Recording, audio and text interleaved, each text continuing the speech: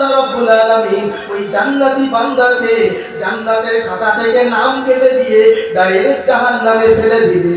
ও বাবাজিরা, কোরআনুল কারীম তেলাওয়াত করাটা আলহামদুলিল্লাহি রাব্বিল আলামিন والصلاة والسلام على رسوله الكريم وعلى آله وصحبه أجمعين. إن الله وملائكته يصلون على النبي يا أيها الذين آمنوا صلوا عليه وسلموا تسليما. اللهم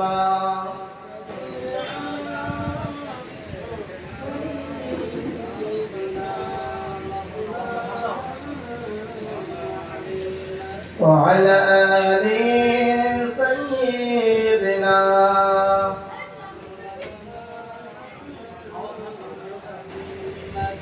मुझको पवारो मुसाफिर न समझो, मुझको पवारो मुसाफिर न समझो, मैं आया नहीं हूँ बुलाया गया हूँ, मेहमान बना कर सताया गया हूँ, मैं रोया नहीं हूँ रुलाया गया हूँ. अल्लाहुम्मा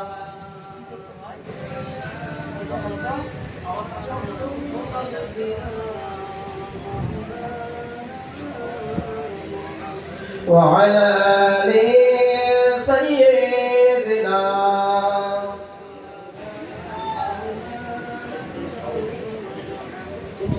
कलिमा जिक्र करी ला इलाहा इल्लल्लाह ला इलाहा इल्लल्लाह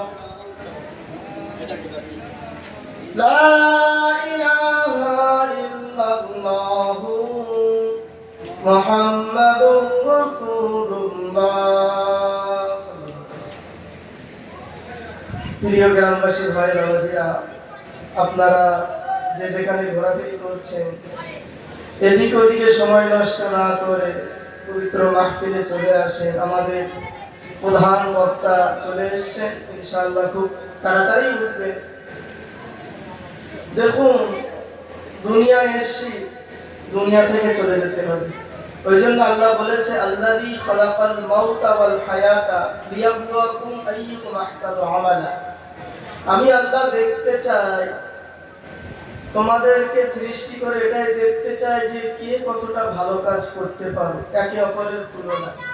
আল্লাহ কোরআনে আরেক জায়গায় বলেন ফাস্তাবিকুল খায়রাত, তোমরা একে অপরের মধ্যে ভালো কাজের প্রতিযোগিতা করো।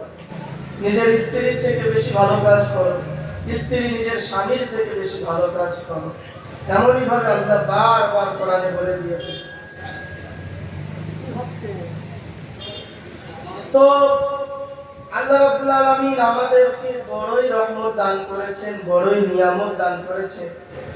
আদম আলাইহিস সালাম থেকে আজ পর্যন্ত যত নবী রাসূল দান করেছেন, যত নবী রাসূল এসেছেন, তাদের যত কোটি কোটি উম্মত আছে, ওই উম্মতদেরকে নবী ঈসা আলাইহিস সালাম পর্যন্ত যত নবী রাসূলের উম্মত এসেছে সকলকেই তো নিয়ামত কিছু না কিছু দিয়েছে। কিন্তু আমরা যারা নবী মুহাম্মদের রাসূলুল্লাহর উম্মত, আমাদের জন্য দুটো বিশেষ নিয়ামত আল্লাহ দিয়েছে। এক হলো স্বয়ং নবী রাসূলুল্লাহ। নবী মুসা আলাইহিস সালাম বলেছিলেন, আল্লাহ আমি নবীর মুসা রাসূল হতে চাই না, তোমার মুহাম্মদের উম্মত হতে চাই। সেই উম্মত আমরা হতে পেরেছি। দ্বিতীয় নম্বর নিয়ামতুল্লাহ কুরআন। যত নবী রাসূল এসেছে, নবী ঈসা আলাইহিস সালামের প্রতি ইনজিল শরীফ ছিল, নবী মুসা আলাইহিস সালামের প্রতি তাওরাত ছিল, নবী দাউদ আলাইহিস সালামের প্রতি জবুর শরীফ ছিল। নবীরা চলে গিয়েছে, কিতাবও চলে গেছে। কিন্তু আমাদের নবী চলে গিয়েছেন ১৫০০ বছর হচ্ছে, কিন্তু কোরআন যায়নি।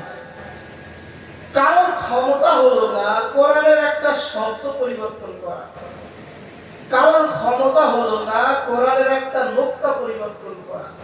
ভাই বাবাজিরা, এই কোরআন আল্লাহ আমাদের জন্য রেখেছে নিয়ামত স্বরূপ, যাতে করে আমরা এই কোরআনুল কারীম তেলাওয়াত করব এবং এই কোরআন দেখে দেখে আমরা রাস্তা চলব, হারাম থেকে বাঁচবো, হালাল বেছে নিব।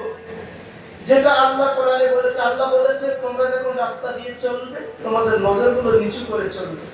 এবং আল্লাহ কোরআনে বলে দিয়েছে প্রত্যেকটা জিনিস শরীয়তের হুকুম আহকাম কিভাবে মানুষ চলাচল করবে, প্রত্যেকটা হুকুম আল্লাহ কোরআনে বলে দিয়েছে। কোরআনকে নিয়ামত তো দিয়েছে আল্লাহ রাব্বুল আলামিন।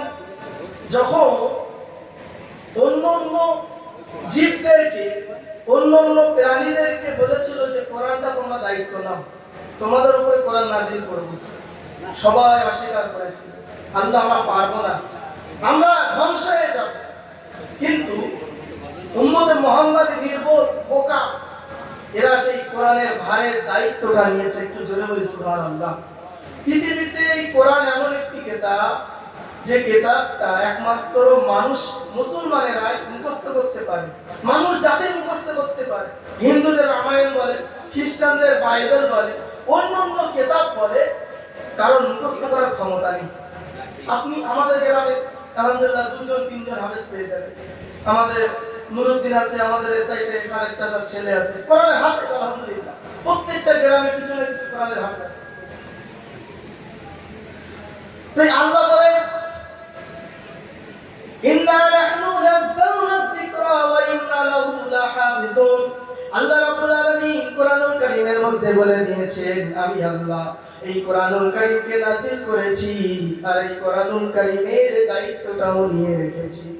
কারোর ক্ষমতা নাই, কারোর বাপের ক্ষমতা নাই, কারোর মায়ের ক্ষমতা নাই, দুনিয়ার বুকে এমন কোন লাল নাই এই কোরআনুল কারীমের একটা নুক্তা সরাতে পারবে? জীবন চলে যাবে, মুসলমান কোরআনের আঘাত সহ্য করতে পারবে না, পারবে না। ভাই বাবাজিরা, এই কোরআনের অনেক মূল্য, এই কোরআনের অনেক দাম, এই কোরআনের একটা অক্ষর বিক্রি হবে না। দুনিয়ার মতন ৭০টা দুনিয়া যদি কেউ বদলে কোরআনের একটা অক্ষর চায়, আল্লাহ রাব্বুল আলামিনের কোরআনের দাম তো দিতে পারবে না। এই কোরআনুল কারীম একমাত্র হেদায়েতের জন্য রাখা হয়েছে। এই কোরআনুল কারীম সম্পর্কে আল্লাহ রাব্বুল আলামিন অনেক আয়াত নাযিল করে দিয়েছে। ও বাবাজিরা, এই কোরআনুল কারীমটা যে বাড়ি তেলাওয়াত করা হয় সেই বাড়ির দুঃখ কষ্ট আল্লাহ দূর করে দেয়। এই কোরআনুল কারীম কাল কিয়ামতের মহাময়দানে কারোর জন্য জান্নাতে যাওয়ার একটা ওসিলা হবে। এই কোরআনুল কারীম কারোর জন্য জাহান্নামে যাওয়ার একটা রাস্তা হবে। মনে করে আপনার জান্নাত নির্দিষ্ট হয়ে গিয়েছে, কিন্তু আপনি অপদার্থ, দুনিয়াতে কোরআন শিখে যেতে পারেননি, সহজ ভাষা কোরআন আরবি ভাষা শিখে তেলাওয়াত করতে, রিডিং করতে পারতে জানেন না। কিয়ামতের মাঠে আল্লাহ বলে দিয়েছে অমুকের ছেলে অমুক জান্নাতি, কিন্তু কোরআন পড়তে পারে না। যখন আল্লাহ বলে দিল অমুকের ছেলে অমুক জান্নাতি, যখন ফেরেশতারা তাকে জান্নাতে নিয়ে যাবে, জান্নাতের মুখে যখন নিয়ে যাবে, কোরআনুল কারীম জান্নাতের সামনে আর হয়ে দাঁড়িয়ে যাবে, বলবে আল্লাহ তোমার কালাম আমি কোরআন আমাকে জীবনে পড়তে শিখিনি, আমাকে পড়ার আমাকে চেষ্টা করতেও শিখিনি, জীবনে শেখার চেষ্টাও করিনি। আল্লাহ তুমি কি করে জান্নাতে যেতে পারো? ওই সময় আল্লাহ রাব্বুল আলামিন ওই জান্নাতি বান্দাকে জান্নাতের খাতা থেকে নাম কেটে দিয়ে ডাইরেক্ট জাহান্নামে ফেলে দিবে। ও বাবাজিরা, কোরআনুল কারীম তেলাওয়াত করাটা ফরজ। আল্লাহ কোরআনে বলে দিয়েছে ওয়ারাতিলিল কুরআনা তারতিলা, তোমরা আমার কোরআনুল কারীমটা পড়ো, যেটা তোমাকে সহজ মনে হয় কোরআনুল কারীমটা তেলাওয়াত করো, শুদ্ধভাবে তেলাওয়াত করো। যে বান্দা-বান্দি কোরআনুল কারীম পড়তে পারে না, যে তেলাওয়াত করতে জানে না, তার মতন অপদার্থ বেকার মানুষ পৃথিবীতে নাই। আমরা ভাবি যার টাকা আছে সেই সব। বাবা, রাসূলের তো টাকা ছিল না, রাসূল তো ছিলেন গরীব, তিনি কি মহামানুষ নয়? গুগলে সার্চ করেন যে ইহুদি তৈরি করেছে গুগল একটা পৃথিবীর মধ্যে সর্বশ্রেষ্ঠ উত্তম এক কথায় উত্তর দেবে মুসলমানদের নেতা হযরত মুহাম্মদ সাল্লাল্লাহু আলাইহি ওয়াসাল্লাম। একটু জোরে হবে না? ভাই বাবাজিরা, একজন কোরআন পড়নেওয়ালার ঠিকানা জাহান্নাম হয়ে গিয়েছে। কি করতেছ? পারে না পারে বসে হবে কেন? কারণ জাহান্নাম ঠিক হয়ে গিয়েছে। আল্লাহ রাব্বুল আলামিন তাকে জাহান্নামে দেবে, কিন্তু সে দুনিয়াতে কোরআনুল কারীম তেলাওয়াত করতে শিখেছিল, দুনিয়াতে কোরআনুল কারীম পড়তে পারত। যখন তাকে জাহান্নামে দিতে যাবে, কোরআন দৌড়ে এসে বলবে, আল্লাহ এ দুনিয়াতে আমাকে শিখেছিল, এ দুনিয়াতে আমাকে তেলাওয়াত করত, অন্য হুকুম হয়তো তোমার পালন করতে পারিনি মাওলা রব্বুল আলামিন, আমার উসিলা করে তুমি জান্নাতে দাও।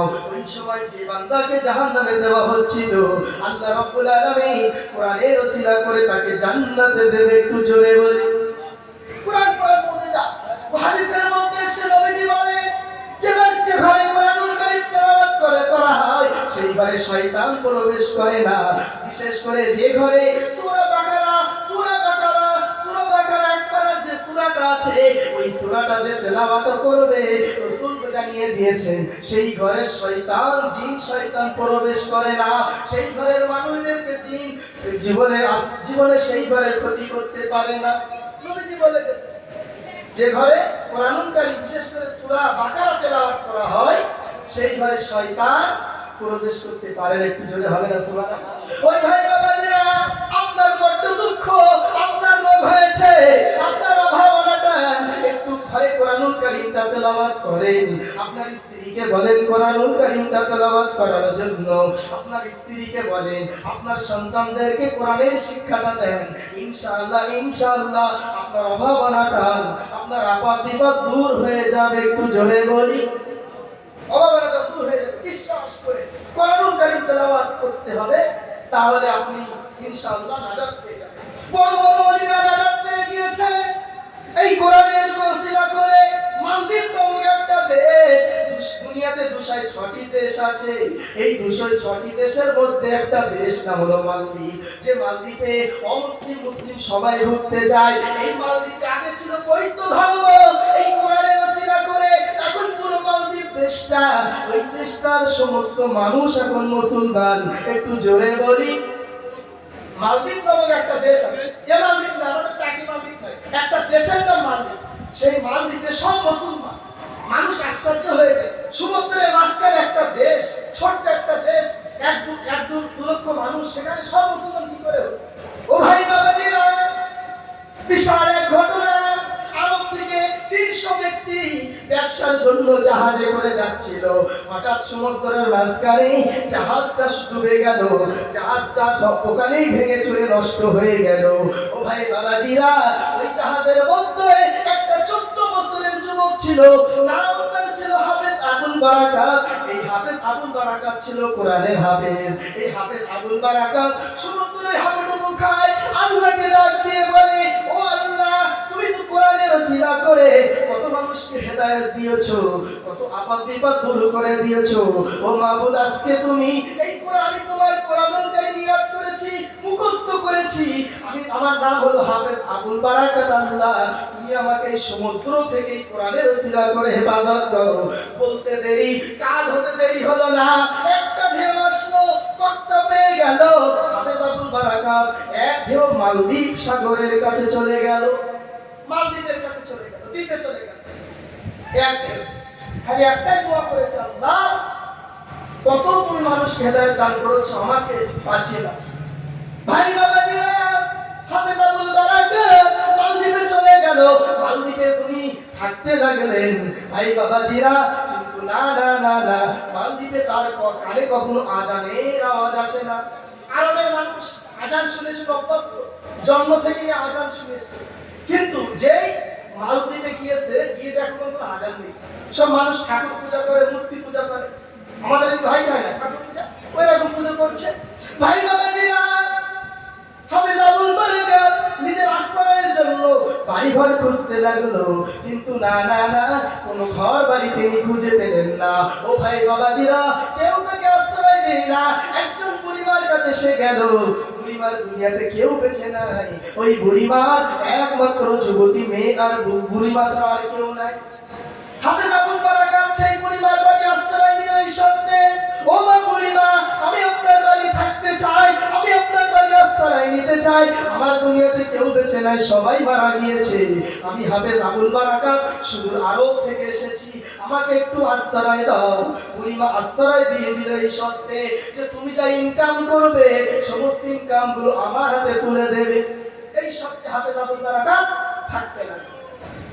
ভাই বাবাজি, হাফেজ আবুল বারাকাত বুড়িমার বাড়ি থাকতে লাগলো।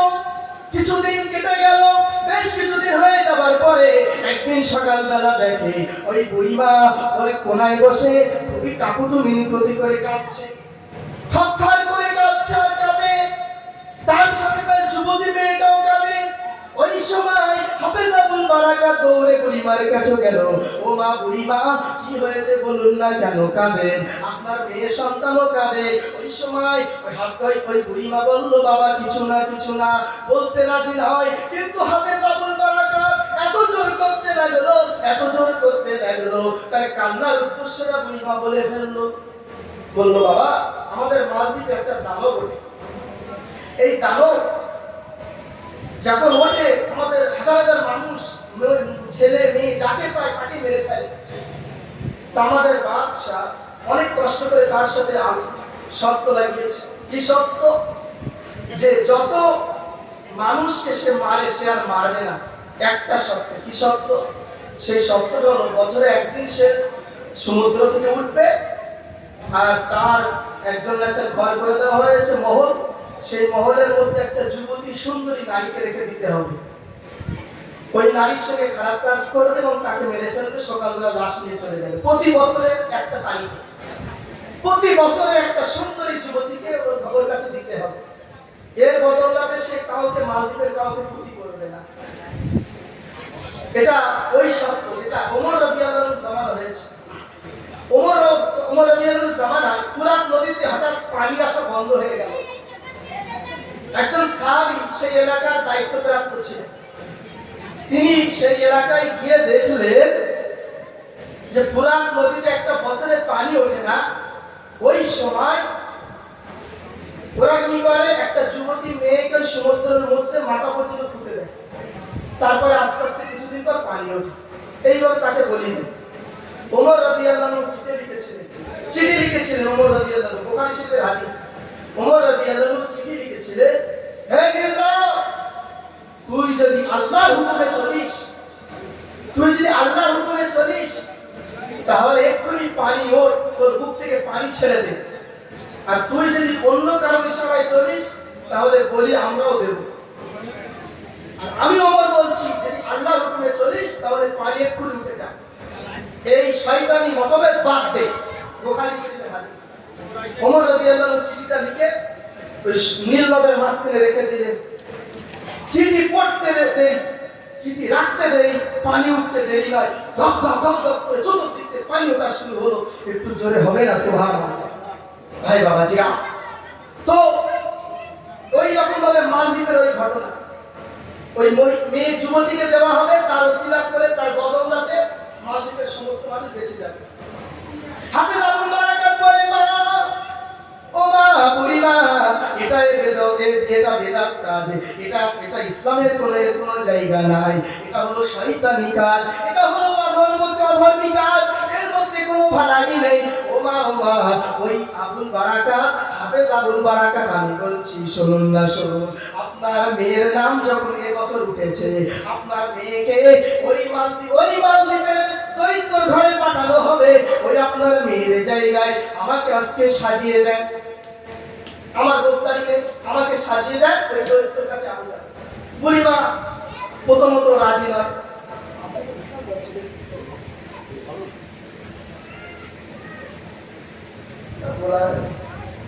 তো বুড়িমা বললো, না বাবা, তুমি পরের ছেলে, তোমাকে দৈত্যের কাছে পাঠাতে পারবো না। হাফেজ আবুল বারাকাত বলে, আমার তো দুনিয়ায় কেউ নেই, যদি মরি তার কোনো অসুবিধা নেই, কেউ খোঁজার লোক নেই, কিন্তু আপনার তো মেয়ে ছাড়া দুনিয়ায় আর কেউ। এই বলে বুড়িমা মোটেও রাজি হয় নাই। শেষ পর্যন্ত বুড়িমা রাজি হয়ে গেল। ও বাবাজিরা, মালদ্বীপের পুলিশ পাহারাদার রাজার যে সমস্ত সৈন্যরা ছিল বুড়িমার মেয়েকে নিয়ে আসার জন্য চলে এলো। কিন্তু হাফেজ আবুল বারাকাত ওই বুড়িমার মেয়ের জায়গায় শাড়ি এবং গয়নাগাটি পরে ওই দৈত্যর কাছে চলে গেল। হাফেজ আবুল বারাকাত সেখানে চলে গেল। যাওয়ার পরে চুপচাপ বসে আছে, কোরআন কারীম তেলাওয়াত করছে আর বলছে, আল্লাহ আজকের সব তোমার, আল্লাহ আমার জীবন মরণ বাঁচা আশা সব তোমার, তুমি যদি চাও আমি বাঁচবো, তুমি যদি না চাও আমি মরবো। হাফেজ আবুল বারাকাত বর্ণনা করে যে সমুদ্র থেকে দানবের মতন হাও মাও করতে করতে একটা দৈত্য উঠল। হাফেজ আবুল বারাকাতের দিকে দৌড়ে দৌড়ে আসতে লাগলো। বিশাল আকৃতি, বিশাল দাঁত বের করে হাসতে হাসতে হাসতে হাসতে হাফেজ আবুল বারাকাতের দিকে দৌড়ে দৌড়ে আসতে লাগলো। হাফেজ আবুল বারাকাত 14 বছরের বাচ্চা, থরথর করে কাঁপে আর কোরআনুল কারীম তেলাওয়াত করতে শুরু করলো। আল্লাহর কোরআনুল কারীম তেলাওয়াত করতে শুরু করলো, ইয়াসিন ওয়াল কুরআনিল হাকীম ইন্নাকা লামিনাল মুরসালিন আলা সিরাতিন মুস্তাকিম। এমনই ভাবে রাসূলের নামের সূরা সূরা ইয়াসিন যখন তেলাওয়াত করতে লাগলো, ওই সময় ওই দানব দূর থেকে আসতে পারলো না, দৌড় দিতে শুরু করলো, ঝাঁপিয়ে সমুদ্রে পড়ে গেল। সকালবেলা সৈন্যরা চলে এলো লাশ নিয়ে আসার জন্য, কিন্তু সৈন্যরা এসে অবাক হয়ে গেল, দেখলো না না না না, আমরা তো একটা যুবতী মেয়েকে এই ঘরে রেখে গিয়েছিলাম, কিন্তু একটা ছেলেকে দেখছি। মেয়ের পাশে ওই পরিবার মেয়ের বদলে তো হাফেজ আবুল বারাকাত নিজের রূপ বদলে এসেছিল, কিন্তু এসে দেখলো, সৈন্যরা এসে দেখলো যে মেয়ে কেউ নেই, শুধুমাত্র একটা 14 বছরের যুবক আছে। সৈন্যরা তো দেখে অবাক, আরে লাশ কোথায়, সে মেয়েটার লাশ কোথায়, আর তুমি বাকি? হাফেজ আবুল বারাকাত বলে, আমাকে আপনি আপনারা চিনবেন না, বিশেষ করে আমি যে কি আমাকে চিনবেন না, বরং আমাকে নিয়ে আপনারা আপনার রাজার কাছে নিয়ে চলেন। সৈন্যরা নিয়ে হাফেজ আবুল বারাকাতকে নিয়ে চলে গেল রাজার কাছে। রাজার কাছে যাওয়ার পরে হাফেজ আবুল বারাকাতকে উপস্থিত করা হলো। রাজা মশাই বলল, আজকের মুর্দারা সেই মেয়ে কন্যার লাশ কোথায়? সৈন্যরা সমস্ত ঘটনা খুলে বলল, ও বাদশাহ নামদার, আমরা ঘরে প্রবেশ করলাম, কিন্তু না না না, সেখানে কোনো মেয়ে লোকের লাশ দেখলাম না, বরং আমরা এই যুবক ছেলেকে দেখলাম, কিন্তু সুস্থ সবল দেখলাম, এর মৃত্যু হলো না। এ কি জাদু করেছে জানি না, আপনার সঙ্গে কথা বলতে চাই। দেখি কোনো ক্ষতি হলো না, দানবের সামনে যেই বলে সেই মারা যায়, কিন্তু দানবের ঘরে ছিল, এর কোনো ক্ষতি হলো না, কি ব্যাপার? কিন্তু ওরা তো জানে না এটা তো কোরআনের বর্গ, একটু হবে না সুবহানাল্লাহ, কোরআনের বর্গ। ভাই বাবাজিরা, ওই সময় ওই বাদশা জিজ্ঞাসা করে, বাবা তুমি কি করে বেঁচে ফিরলে সেটা বলো। হাফেজ আবুল বারাকাত নিজের ঠিকানা দিল, আমি আরব থেকে এসেছি, আমি আল্লাহর কোরআনুল কারীম হাফেজ মুখস্থ করে রেখেছি, আমি হলাম মুসলমান, আমাকে ওই শয়তান কোনো ক্ষতি করতে পারলো না। শয়তান যখন আমার কাছে আসছিল, আমি কোরআনুল কারীম থেকে সূরা ইয়াসিন তেলাওয়াত করেছি, কিন্তু না না না, আমাকে সে কোনো ক্ষতি করতে পারলো না। একটু জোরে হবে না সুবহানাল্লাহ? ভাই বাবাজিরা, বাদশা বলল, আশ্চর্য কথাবার্তা তুমি বললে, সামনের বছর পর্যন্ত তোমাকে রুখতে হবে, সামনের বছরে ওই দানবের কাছে তোমাকে আবার পাঠাবো, ওই তারিখে ওই দানবের কাছে তোমাকে আবার পাঠাবো, সাজিয়ে গুছিয়ে তোমাকে পাঠাবো।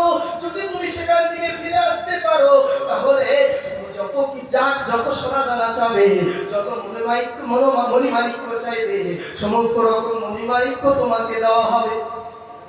ওই বাচ্চা ছেলে বলতো, হ্যাঁ আমি নিতে রাজি, মণিমাণিক্য সোনা দানা নিতে রাজি, আমি যদি বেঁচে দিতে পারি, কিন্তু এটা মনে রাখবে, যদি ওই দানবকে আমি মেরে ফেলতে পারি, আপনারা কি দেবেন আমাকে? ওই সময় বাদশা বললো, তুমি যা চাইবে তোমার মালিকের অর্ধেক রাজত্ব দিয়ে দেওয়া হবে, যদি তুমি দানবকে মেরে ফেলতে পারো।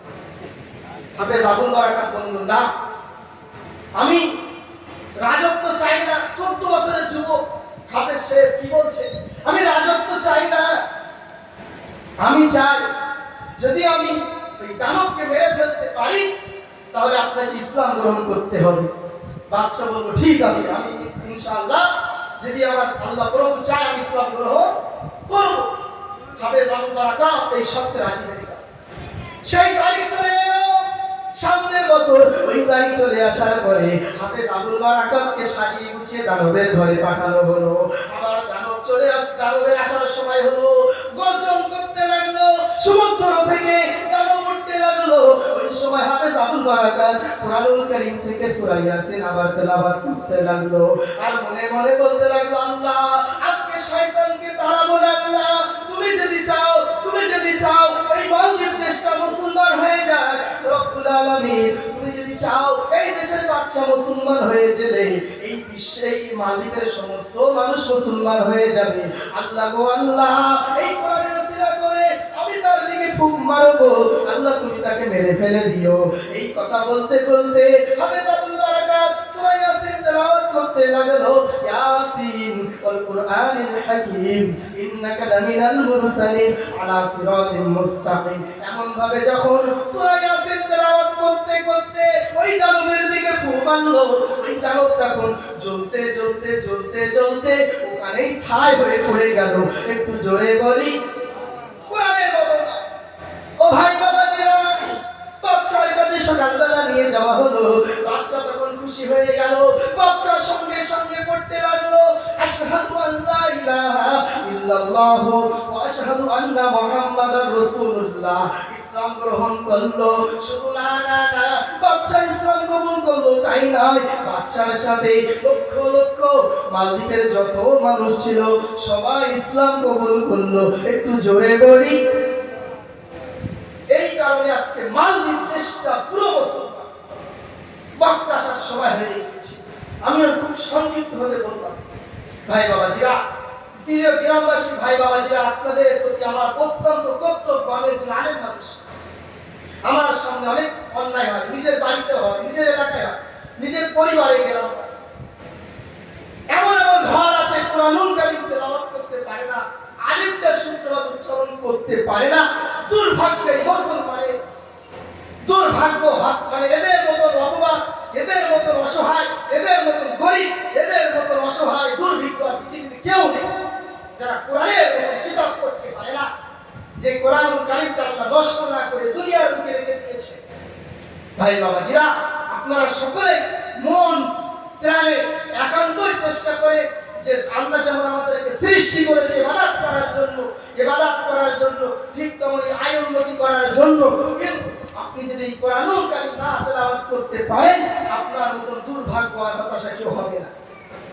জান্নাতে সবাই চলে যাবে, জান্নাতে যাবার পরে আল্লাহ রাব্বুল আলামিন জান্নাতীদেরকে সামনে আল্লাহ নিজের সূরা দেখাবে, আল্লাহ নিজের চেহারা দেখাবে জান্নাতবাসীকে। একটু হবে না সুবহানাল্লাহ? আল্লাহর চেহারা দেখে মানুষ সবাই নিজের যত দুনিয়া দুঃখ কষ্ট ছিল, গরিবদের খাওয়া হতো না, এই যে জালেমদের কাছে যারা মারা গিয়েছে, শহীদ হয়ে গিয়েছে, তারা ডাইরেক্ট জান্নাতে চলে যাওয়ার পরে যখন আল্লাহকে দেখবে তাদের সমস্ত রকম দুঃখ কষ্ট সব দূর হয়ে যাবে। আল্লাহ বলবে, ওরে আমার জান্নাতের বাসীরা, তোমরা কি এর থেকেও খুশির জিনিস শুনতে চাও? জান্নাতের বাসীরা বলবে, আল্লাহ তোমাকে দেখলাম, এটাই আমাদের বড় সৌভাগ্য, এর থেকে বড় খুশি আমরা কখনো হয়তো হব না। আল্লাহ বলবে, দুনিয়াতে আমার এক নবী ছিল, নবী হযরত দাউদ আলাইহিস সালাম। এই নবী দাউদ আলাইহিস সালামের তেলাওয়াতটা ছিল দুনিয়াতে খুবই সুন্দর। নবী দাউদ আলাইহিস সালামের উপরে, আমাদের নবীর উপরে যেমন কোরআনুল কারীম নাযিল হয়েছে, দাউদ নবীর উপরে জবুর শরীফ নাযিল হয়েছে। নবী দাউদ আলাইহিস সালাম যখনই জবুর শরীফ পড়তে, পাখিগুলো পাশে বসে যেত, যে শুনতেন সেই ইসলাম নিয়ে আসতে, পুকুরের মাছগুলো, সমুদ্রের মাছগুলো ধারে চলে আসতে। একটু জোরে হবে না সুবহানাল্লাহ? ভাই বাবাজিরা, সেই নবী দাউদ আলাইহিস সালামকে আল্লাহ তাআলা জবুর শরীফ তেলাওয়াত করতে বললেন। আলহামদুলিল্লাহ। গ্রামবাসীবৃন্দ, আমাদের মেহমান আমন্ত্রিত বক্তা জনাব মাওলানা মুফতি আলিমুর রহমান সাহেব, ভাঙড় দক্ষিণ 24 পরগনা, তিনি এসেছেন আমাদের সম্মুখে। এখনই বয়ান রাখবে। আপনারা যে যেখানে আছেন সময় নষ্ট করবেন না, দয়া করে আপনারা যারা চেয়ারে বসে আছেন অন্তত মাহফিলে এসে বসুন, এই সৌন্দর্যটা বজায় রাখুন। তিনি আমাদের মেহমান, আমাদের কাছে এসেছেন। আমরা ওনাকে যথাযথ মর্যাদা বা সম্মান দিয়ে ওনাকে স্বাগত জানাই। সকলে বসে পড়েন আল্লাহুম্মা সাল্লি আলা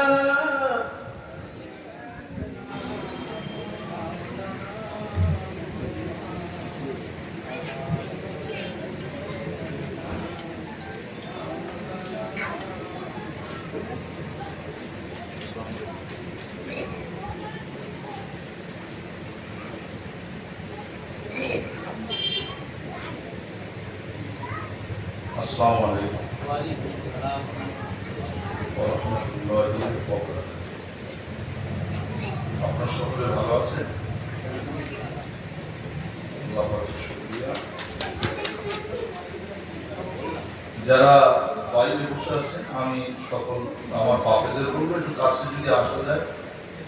আর যারা ইয়ং বয়স, একদম যারা টনটনে যুব, আমার কোচিয়ার আমার কাছে চলে আসে। আমার পরে কোতপুরা দরবার শরীফ থেকে বেজারা হুজুর আসলেন, আওলাদ মুসাদ্দিদ জামান, এনাদের সম্মান রাখি। আমরা সুন্দর করে মাহফিল থেকে গুছিয়ে নিই। মাশাআল্লাহ, বেজারা আব্দুল কাদের সিদ্দিকী ভাই